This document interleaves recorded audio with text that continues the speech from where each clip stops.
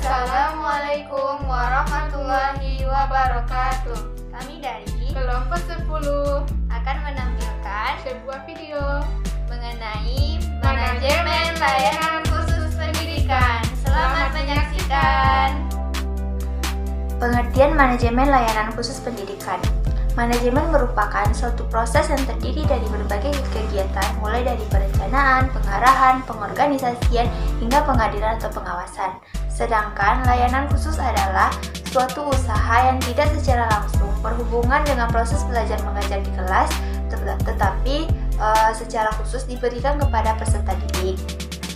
Lalu, apa itu pendidikan? Pendidikan itu merupakan proses mengubah tingkah laku, perangai, sikap manusia, baik pribadi maupun kolektif, mulai dari pengajaran, pelatihan, dan pembimbingan. Jadi, yang dikatakan dengan manajemen layanan khusus pendidikan adalah suatu kegiatan yang memberikan layanan kebutuhan kepada peserta didik untuk menunjang kegiatan pembelajaran agar tujuan pendidikan bisa tercapai secara efektif dan efisien.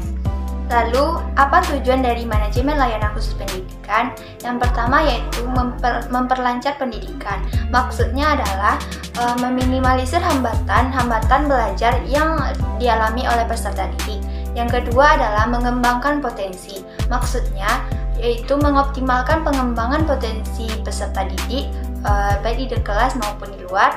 Yang ketiga yaitu memenuhi kebutuhan. Maksud dari memenuhi kebutuhan adalah menunjang kelancaran pelaksanaan pendidikan dan pembelajaran dalam rangka mencapai tujuan pendidikan dan pembelajaran yang harus dicapai oleh setiap lembaga pendidikan di sekolah. Selanjutnya kita akan membahas prinsip-prinsip layanan khusus pendidikan yang berhubungan pada siswa, sekolah, dan masyarakat. Yang pertama yaitu siswa. Pada siswa adalah yang pertama itu menyeru. Maksud menyeru itu adalah pelayanan hubungan harus diberikan kepada seluruh peserta. Sedangkan skala prioritas adalah harus ada kriteria untuk mengatur prioritas layanan bimbingan kepada siswa. Yang ketiga adalah berpusat pada siswa. Maksudnya program bimbingan harus dipusatkan kepada siswa. Yang keempat adalah memenuhi kebutuhan. Maksud dari memenuhi kebutuhan adalah pelayanan bimbingan harus dapat memenuhi kebutuhan individu yang bersangkutan. Yang kelima adalah keputusan para siswa. Maksudnya adalah keputusan yang terakhir dalam proses bimbingan yang ditentukan oleh individu yang dibimbing. Yang keenam adalah kemandirian. Maksud dari kemandirian adalah individu yang mendapatkan bimbingan harus berangsur-angsur dapat membimbing dirinya sendiri. Selanjutnya yang berhubungan dengan pembimbing. Yang pertama yaitu tanggung jawab. Maksud dari tanggung jawab adalah petugas bimbingan harus melakukan tugas sesuai dengan kemampuan dan kewajiban masing-masing. Yang kedua adalah kompeten.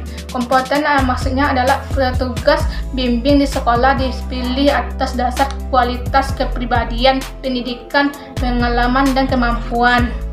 Yang ketiga adalah pengembangan diri. Maksud dari pengembangan diri adalah petugas bimbing harus mendapatkan kesempatan untuk memperkembangkan diri serta keilmuan melalui berbagai latihan. Yang keempat adalah informasi individu. Maksud dari informasi individu adalah petugas bimbing hendaknya menggunakan informasi tersedia mengenai individu yang dibimbing beserta lingkungannya. Yang kelima adalah kerahasiaan. Maksud dari kerahasiaan adalah petugas bimbing harus menghormati dan menjaga kerahasiaan informasi tentang individu yang dibimbing. Yang keenam adalah ragam metode dan teknik. Maksud dari itu adalah petugas bimbing hendaknya menggunakan berbagai jenis metode dan teknik yang tepat dalam melaksanakan tugasnya. Dan yang ketujuh adalah memperhatikan hasil penelitian. Maksudnya adalah petugas bimbing hendaknya memperhatikan dan mempergunakan hasil penelitian dalam bidang minat, kemampuan, dan hasil belajar individu untuk kepentingan perkembangan kualitas sekolah. Selanjutnya berhubungan dengan organisasi dan administrasi. Yang pertama yaitu berkelanjutan. Maksud dari berkelanjutan adalah bimbingan harus dilaksanakan secara bersinambung. Yang kedua itu kartu pribadi. Maksud dari kartu pribadi adalah dalam pelaksanaan bimbingan harus disediakan kartu pribadi bagi setiap individu siswa. Yang ketiga adalah disusun berdasarkan kebutuhan. Maksudnya adalah program pembimbing harus disusun dengan kebutuhan sekolah yang bersangkutan. Yang keempat adalah pembagian waktu. Maksudnya adalah pembagian waktu untuk setiap bimbingan serta teratur. Yang kelima adalah individu versus kelompok. Maksudnya bimbingan harus dilaksanakan serta dalam situasi individu dan dalam situasi kelompok. Yang keenam adalah peranan kepada sekolah. Maksudnya kepada sekolah memegang tanggung jawab berdasarkan yang pelaksanaan bimbingan. Selanjutnya kita akan membahas tentang teknik-teknik layanan khusus pendidikan. Yang pertama adalah menjalankan sesuai dengan konsep dan prinsip-prinsip dari manajemen layanan khusus pendidikan. Yang kedua, memberikan semua layanan khusus pendidikan dengan memperhatikan skala prioritas dari semua peserta didik. Yang ketiga adalah pemberian layanan khusus pendidikan tak terlepas dari fungsi-fungsi dari sebuah manajemen pendidikan itu sendiri, bertujuan untuk mencapai pendidikan yang efektif dan efisien. Yang keempat adalah memberikan layanan khusus pendidikan dengan mempersiapkan sumber daya profesional agar mampu tercapai suatu layanan yang diharapkan. Selanjutnya, apa saja sih jenis-jenis manajemen layanan khusus pendidikan di sekolah? Yang pertama adalah layanan pendidikan. Layanan pendidikan itu yang harus kita perhatikan, yaitu membuat perencanaan layanan pendidikan berupa konsep yang jelas, terarah, dan sistematis. Yang kedua, adanya sistem daya manusia yang memenuhi dan memberikan pengaruh positif terhadap peserta didik. Selanjutnya yaitu layanan perpustakaan. Layanan perpustakaan merupakan layanan manajemen layanan khusus yang terpenting dalam sebuah sekolah, karena dengan adanya perpustakaan, peserta didik bisa dengan mudah menemukan buku-buku pelajaran yang lainnya. Yang ketiga adalah layanan bimbingan dan konseling.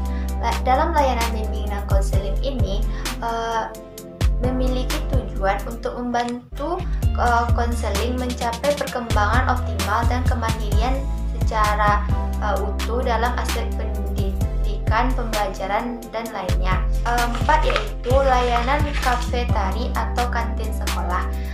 Layanan kafetari atau kantin sekolah ini menjadi bagian terpenting sebagai layanan khusus sekolah yang menyediakan pangan yang sehat dan bergizi bagi peserta didik ataupun warga sekolah seperti guru dan karyawan lainnya. Selanjutnya, layanan kesehatan. Layanan kesehatan itu harus ada di sekolah, karena dengan adanya layanan kesehatan seperti UKS,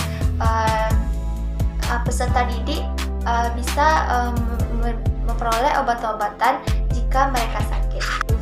Selanjutnya, layanan laboratorium. Layanan laboratorium ini dapat membantu peserta didik dalam mempermudah proses pembelajaran, karena di sana mereka bisa menguji suatu objek secara ilmiah, sehingga kebenaran dari objek tersebut dapat dipertanggungjawabkan. Selanjutnya, layanan kooperasi. Dengan adanya layanan kooperasi ini, peserta didik dapat meningkatkan jiwa setia kawan, menghargai, dan kesamaan derajat, sehingga akan timbul bagi mereka jiwa inovasi dan kreatif dalam pengembangan ilmu pengetahuan. Selanjutnya adalah layanan asrama. Layanan asrama termasuk layanan terpenting juga dalam sekolah, karena dalam layanan asrama tersebut para peserta didik bisa mengerjakan tugasnya dengan cepat.